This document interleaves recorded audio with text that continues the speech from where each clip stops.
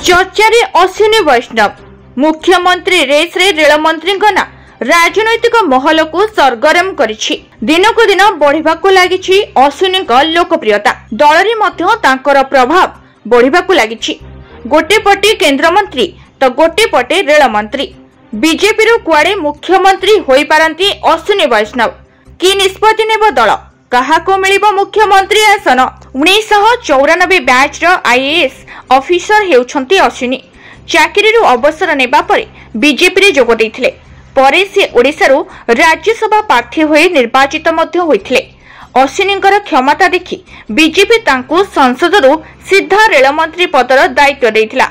एथिरु स्पष्ट जे बीजेपी रो अश्विनी को ऊपर रहिछि अगाढ विश्वास, जहाको देखि अनुमान करा जाई पारे जे आगामी दिन में बीजेपी मुख्यमंत्री भावे अश्विनी को बाछि पारे। एने चर्चा मध्य आरंभ होई सारिलानी। सेतिपाई कुआडे मझिरे मझिरे ओडिशा आसी बुली जाउछंती रेल मंत्री अश्विनी वैष्णव, जहा द्वारा ओडिशावासी मनरे निजर एक भल इमेज बनाई मुख्यमंत्री पद को अख्तियार करि पारिबे। तेबे ओडिशारू मुख्यमंत्री पद पाई लाइन में थिबा धर्मेंद्र प्रधान, अपराजिता षडंगी, बैजयंत पंडा कौन बाद पड़ी जिबे कि कौन सेमानकर एते दिनर परिश्रम सुखुआ पड़े जीव। तेबे समय ही कहिबो विरोधी दल शासक दल बीजेडी को टक्कर दे पारुछि ना नाही।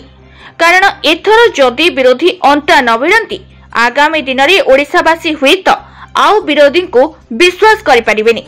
तेबे देखिबा बाकी रहिला अश्विनी 27 वर्ष हेला चलेथिबा बीजेडी शासन रे पूर्णछेद पकाई पारे सक्षम हेउछंती ना से भी पानी गार भली नवीन को शासन आगरे चर्चा को आसी पुणी उभई जाउछंती। ब्यूरो रिपोर्ट, कर्तव्य न्यूज।